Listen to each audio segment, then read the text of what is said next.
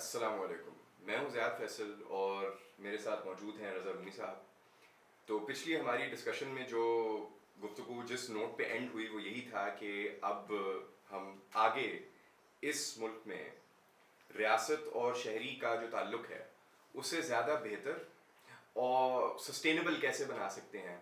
تو یہ چونکہ باتوں میں سے باتیں نکلتی ہیں تو ہماری پچھلی گفتگو میں سے جو آپ دیکھ سکتے ہیں اس میں سے آٹومیٹکلی پھر اگلا سوال یہ اٹھا کہ پاکستان کا پھر جو سیاسی تشخص ہے اور ریاستی جو اس کا جو ایک تشخص ہے وہ کس بیس پہ ہونا چاہیے, کن بنیادوں پہ جو ہے اس کو کھڑا کرنا چاہیے, یا جن بنیادوں پہ یہ کھڑا ہوا ہے وہ ہیں کیا, اور کیا ان میں کچھ ترمیم کی ضرورت ہے, کیا نظر ثانی کی ضرورت ہے بالکل پاکستانیت کے کنسیپٹ کے حوالے سے.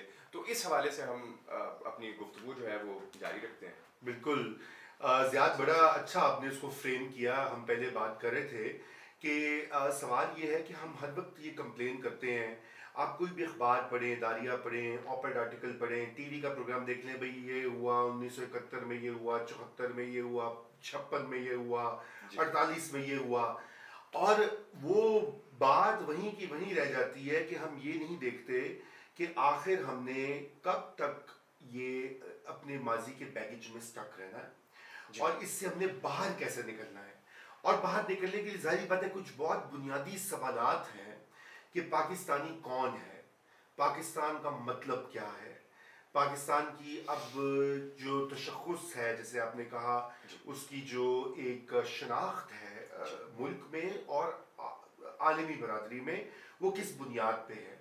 کیا پاکستان جو ہے وہ ایک امہ کا وہ یوں سمجھیے کلا اور ٹھیکیدار ہے, یا پاکستان ایک nation state, territorial nation state ہے جس کی کہ مخصوص سرحدیں ہیں اور جس کا کہ ایک بہت لمبا شاندار اور پیچیدہ ماضی ہے جو کہ انڈس ویلی سویلائزیشن سے ہوتا ہوا آج کے پاکستان تک پہنچتا ہے, اور یا یہ کہ کچھ اور ہے. تو میرے خیال سے اس میں 3-4 باتیں جو ہیں میں کہوں گا, پھر میں آپ سے بھی اس پہ پوچھوں گا. میرے خیال سے ایک تو یہ کہ جو ابھی پاکستانیت کی تشریح ہے, پاکستانی نیشنلزم, یعنی کہ جب ہم کہتے ہیں نا تو وہ اسکول کی ٹیکسٹ بک میں بھی ہوتا ہے کہ وہ کہتے ہیں کہ پاکستان ایک اسلام کا قلعہ ہے, اس میں مسلمان بستے ہیں, یہ ایک اسلامی ریاست ہے, اسلامی نظریاتی ریاست ہے. اکثر دیکھیں یہ الفاظ استعمال ہوتے ہیں ہماری ڈسکورس میں نا, جج بھی کرتے ہیں, سیاستدان بھی کرتے ہیں, جنرلز بھی کرتے ہیں.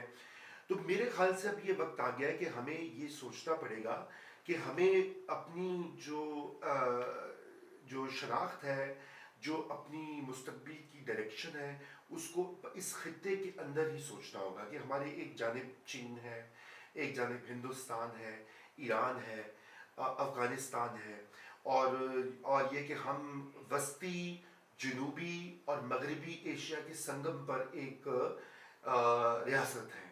اور ظاہری بات ہے کچھ ہمارے تاریخ سینٹرل ایشیا سے ملتی ہے, کچھ ساؤتھ ایشیا سے ملتی ہے, کچھ ویسٹ ایشیا سے ملتی ہے, فارسی اور اردو کا تعلق وہاں سے آتا ہے, ہمارے رسم و رواج ساؤتھ ایشیا سے آتے ہیں, اور ہمارے اجداد جو ہیں وہ سینٹرل ایشیا سے گھوڑوں پہ آئے تھے یہاں پر 1000 سال پہلے, ٹھیک ہے نا. تو ایک ملا جلا ملغوبہ ہے.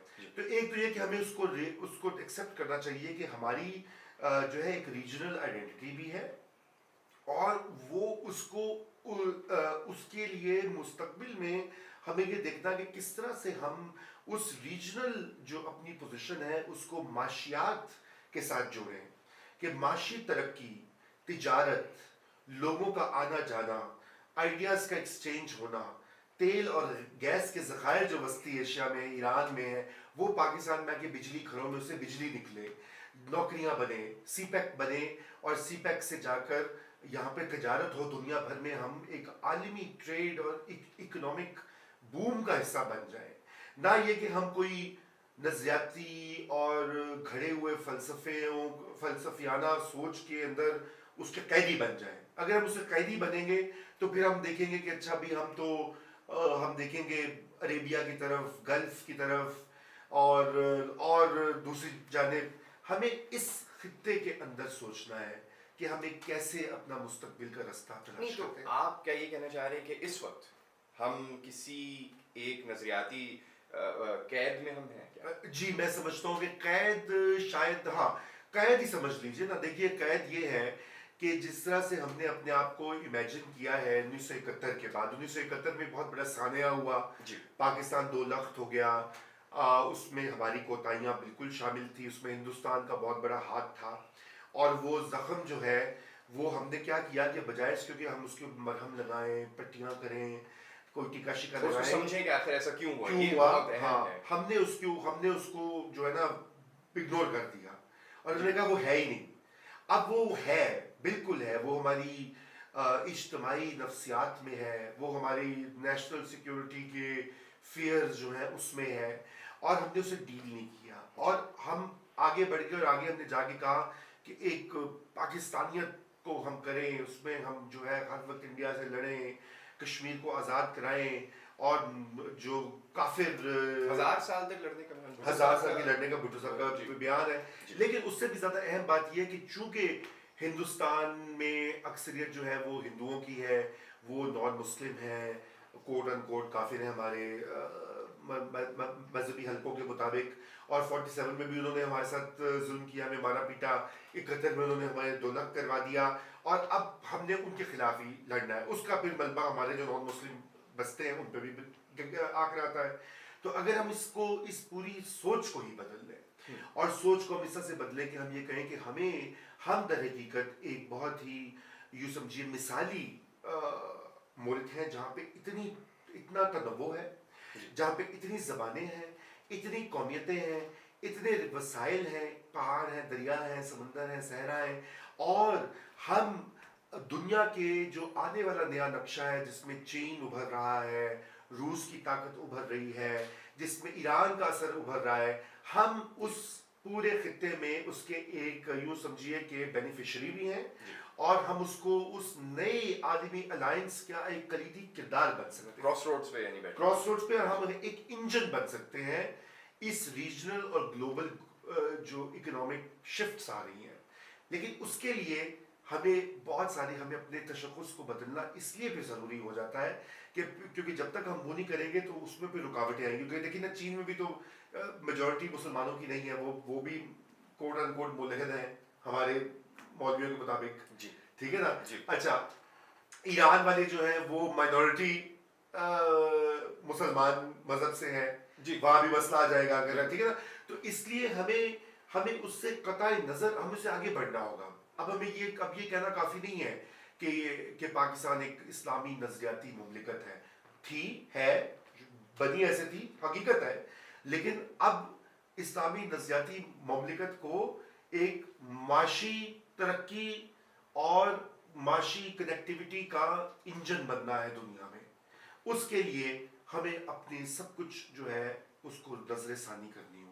میں یہ لیکن اب آپ نے شروع میں بھی بات کی مطالعہ پاکستان کے حوالے سے, اب آپ یہ کہہ رہے ہیں کہ ایک بچہ ہے کل کو, تو اگر جیسے آپ کرنا چاہ رہے ہیں تو اگر اس طرح سے معاملات جو ہیں وہ طے پاتے ہیں, تو پھر آپ بچے کو کیا بجائے اس کے کہ ہم مسلمان ہیں اور یہاں پہ ہم وہ امہ کا ہمیں کلا ہے اور ہم نے یہ ہماری وہ مشن ہے, تو کیا آپ سب یہ سکھائیں گے کہ ہم نے وہ معاشی گروتھ کا انجن بننا ہے؟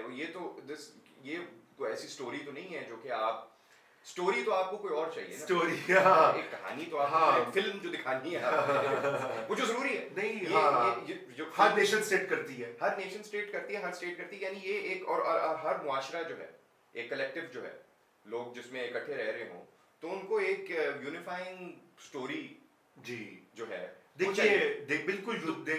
دیکھیے ریور انڈس جو ہے, دریائے سندھ جو ہے, جو کہ اعتزاز احسن صاحب نے اپنی کتاب انڈس ساگا میں اس کا ذکر بھی کیا ہے, وہ ایک بڑا پرانا ہماری ایک یوں سمجھیے ہمیں جوڑنے والی ایک گلو ہے, ایک ایسی قوت ہے, ایک ایسا معاشرت ہے جو کہ انڈس سے ہمارا پانی بھی آتا ہے, فصلیں اگتی ہیں, اریگیشن ہوتی ہے, انڈس سے جو دریا نکلتے ہیں اس کی بنیاد پہ ہماری زراعت ہے, اور ہماری پرانی تہذیبیں اس سے جڑی ہوئی ہیں.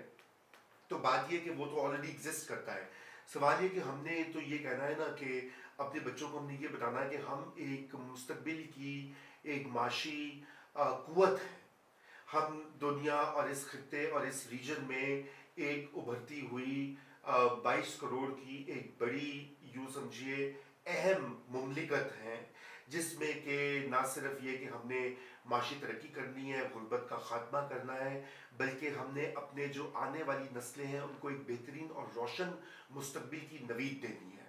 اور وہ اس میں اس کے تو ابھی والے بھی یہی کہتے ہیں، مطلب یہ ابھی جو والے آپ گفتگو کہہ رہے ہیں وہ اس کا اور اس میں کیا فرق ہے؟ میرے خیال سے ابھی والے جو کہتے ہیں نا اس میں ماضی پہ بہت زیادہ انحصار ہے.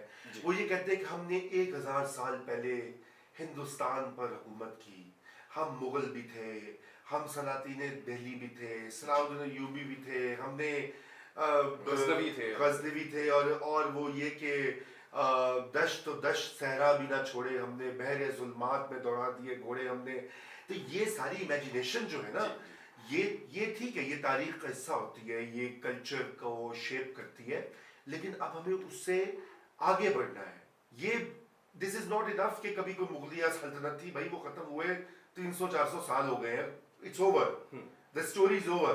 ٹھیک ہے نا. 1857 میں مسلمان جو تھے ہندوستان میں جو بسنے والے، جو مغلیہ سلطنت کے تھرو حکمران طبقہ تھا، وہ رفتہ رفتہ بائی ارلی 20th سینچری معدوم ہو گیا، اور اس کی جو بچی کچھ اشرافیہ رہ گئی تھی انہوں نے مسلمانوں کی ایڈوکیسی کر کے ان کے حقوق کے تحفظ کے لیے ایک پاکستان کا آئیڈیا فلوٹ کیا، اس کو پش کیا اور حاصل کر لیا. اس میں بھی مسئلہ آ گیا 71 میں، چلو وہ ایک الگ بات ہے، وہ ہم وہاں نہیں جاتے. اب وہ اچیو ہو گیا ہے، اب وہ ایک ریئلٹی ہے. پاکستان ایک ناگزیر حقیقت ہے. آپ یہ نہیں کہہ سکتے کہ جی اب لوگ ایسی باتیں کرتے ہیں کہ پاکستان کی جی اور قائم ہی ایسے ہوا، وہ یہ ہوا. بھائی وہ ہوا سو ہوا، ختم ہوگی بات. اب تو 70 سال ہو گئے ہیں. اب یہ ہے کہ ہم اس کی ماضی کی جو عظمت رفتہ جسے کہتے ہیں، شان و شوکت اور شاندار تخت، اب اسے بھول کے فیوچر کے تخت کی بات کریں. اور فیوچر کا تخت جو ہے وہ معاشیات ہے. وہ ہے کہ آپ کے پاس اگر آپ کے گھر میں دانے نہیں ہیں، اگر آپ بار بار بھیک مانگ رہے ہیں IMF سے اور چین سے اور قطر سے اور سعودیوں سے، تو پھر آپ کیا میسج دے رہے ہیں؟ ایک طرف تو آپ یہ بتا رہے ہیں کہ کبھی ہم بڑے عظیم تھے، دوسری طرف اب کشکول لیے جگہ جگہ پھر رہے ہیں. ٹھیک ہے. پھر معاشیات میں کیا آپ کو یہ نہیں لگتا کہ کسی حد تک آپ اگر صرف بات کو معاشیات تک محدود رکھتے ہیں تو ایسے ممالک بھی ہیں جو کہ اس طرح سے معاشی طور پہ کافی مطلب مستحکم ہیں؟ سعودی عرب کو آپ ایک مثال دیں. ہاں وہ تو اللہ کا ان پہ احسان ہے کہ تیل نکل آیا بھائی، ان کی اس میں کوئی خود ایفرٹ نہیں ہے. میرا کہنے کا مطلب یہ کہ مساوات پہ بھی جو ہے ایک اگر آپ نے ایک یونیفائنگ آپ نے ایک آئیڈینٹی بنانی ہے، آپ نے ایسا تشخص جو ہے وہ قائم کرنا ہے جس میں کہ سب لوگ واقعی مل کے یہ سمجھ سکیں کہ یہ جو پاکستان ہے اس میں ہمارا ایک حصہ ہے، بالکل، اور برابری کا حصہ ہے. بالکل. تو کیا اس میں فیڈرلزم کا جو کانسیپٹ ایبسولوٹلی جس کی آئینی شکل جو ہے اس وقت وہ غالباً 18ویں آئینی ترمیم کے بالکل میں ہے، تو کیا وہ اتنا اہم نہیں ہوگا آگے دیکھیے نا، بالکل اہم ہے. تو زیاد 18ویں ترمیم نے یہی کیا نا کہ اس نے یہ 18ویں ترمیم کی بنیادی جو بات ہے وہ یہ ہے کہ جو مرکزی ٹیکس جمع ہوتے ہیں، ریونیو جمع ہوتے ہیں، اس کا بیشتر حصہ صوبوں کو جاتا ہے. ٹھیک ہے نا. صوبائی تشخص جو ہے اس کی ریکگنیشن ہو گئی ہے، سینٹ زیادہ پاورفل ہو گیا ہے وغیرہ وغیرہ. یہ چیزیں تو لیگل سٹرکچرز اور کانسٹیٹیوشن سٹرکچرز آ گئے. اسی لیے بڑا پش بیک بھی ہے 18 امینڈمنٹ پہ. بہت سارے لوگ یہ سمجھتے ہیں، اور صرف میں آرمی کی بات نہیں کر رہا، پڑھے لکھے لوگ بھی یہ کہتے ہیں کہ غلط تو یہ ہے، اتنے زیادہ ایک دم صوبوں کو ملنے چاہیے تھے اختیارات اور پیسے اور یہ اور وہ. تو بات یہ کہ وہ بالکل اس کا حصہ ہے. تو معاشی مساوات، thank you for adding that. وہ دیکھیے پاکستان میں معاشی ترقی ہوتی رہی ہے. 60s کی دہائی جو تھی اس کو ڈیکیڈ آف ڈیولپمنٹ کہا جاتا تھا، گولڈن ڈیکیڈ تھی. گروتھ ریٹ پاکستان کا کئی دنیا کے ممالک میں آ گیا تھا. 80s میں یہاں پہ گروتھ ہوئی ہے. مشرف کے زمانے میں 9% پہ ہم پہنچ گئے تھے. کنزیومر بوم بھی آئے، لیکن وہ صرف چند طبقوں کے لیے تھی. ایک مڈل کلاس وجود میں آئی، اور جو اشرافیہ ہیں وہ امیر سے امیر طرح ہو گئے. 22 خاندان والا معاملہ آج بھی ہے. آج بھی تقریباً اب گنے تو 22 نہیں تو کیا 32 ہوں گے خاندان وہی ہیں. ٹھیک ہے نا، یا 40 ہوں گے میکس. ہم نے یہ جو متبادل ویژن ہے وہ یہ، جیسے آپ کہہ رہے ہیں کہ ہر پاکستانی جو گروپ ہے، گروہ ہے، قومیت ہے، شہری ہے، اس کو ایک اچھے مستقبل کی آرزو اور نوید اور اس کا ٹرسٹ اس طرح سے بنے.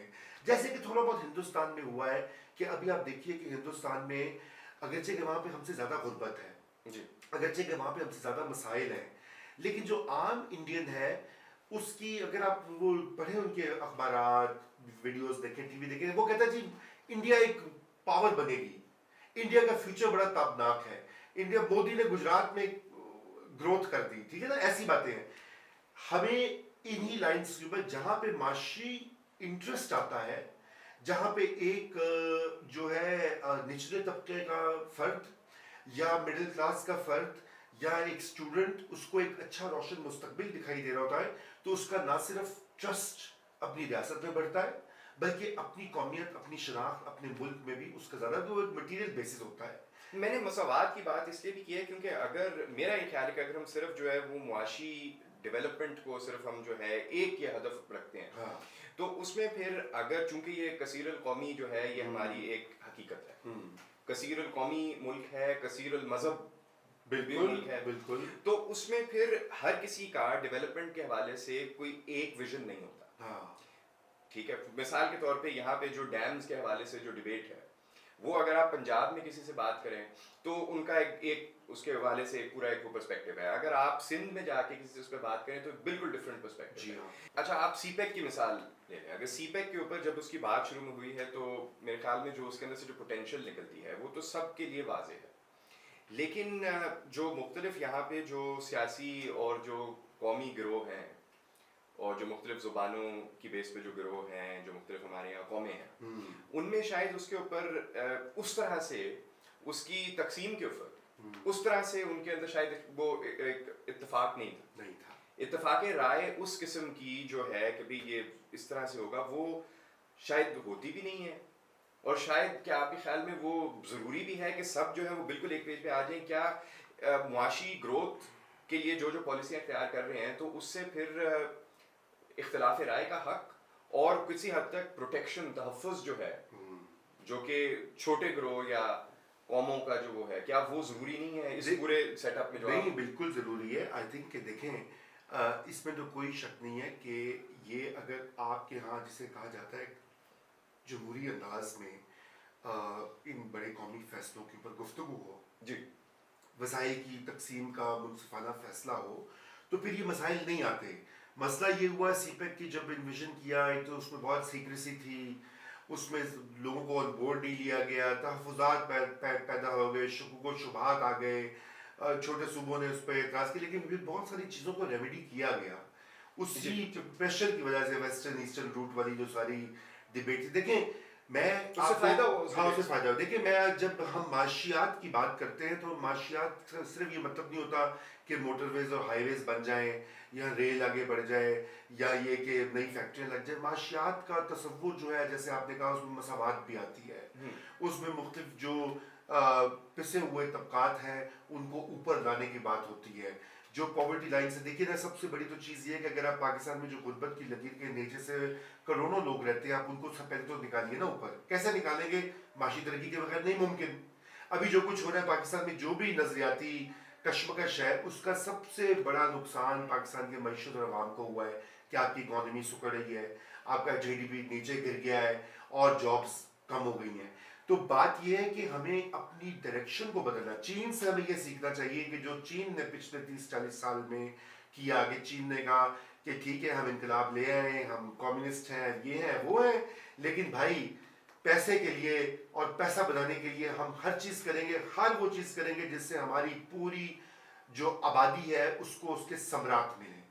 اور ہمیں بھی کچھ اسی طرح کی ڈائریکشن کا سوچنا ہے کہ یہ چیزیں اب بھول جائیں کہ جو ہوا ماضی میں, اور اب آگے بڑھیں اور ہم معاشی ترقی کو اور مساوی اعتبار سے اس کی تقسیم ہو, اس کے بارے میں سوچیں اور طریقے سوچیں. پھر اس میں آپ کی انوائرمنٹ بھی آتی ہے, پانی بھی آتا ہے, ڈیم کے ایشوز بھی آتے ہیں, زراعت آتی ہے, ہر چیز اس میں پھر آ جاتی ہے نا کہ پانی آپ کیسے شیئر کریں گے صوبوں کے درمیان. ابھی دیکھیے ڈیم کا مسئلہ کیوں ہے؟ ڈیم کا مسئلہ اس لیے ہے کہ پانی کی ویسٹیج ہوتی ہے. سندھ تک جب تک پانی پہنچتا ہے تو وہ سارا نیچے ان ایفیشینٹ پریکٹسز کی وجہ سے کم ہو جاتا ہے, تو وہ شور بچاتے ہیں.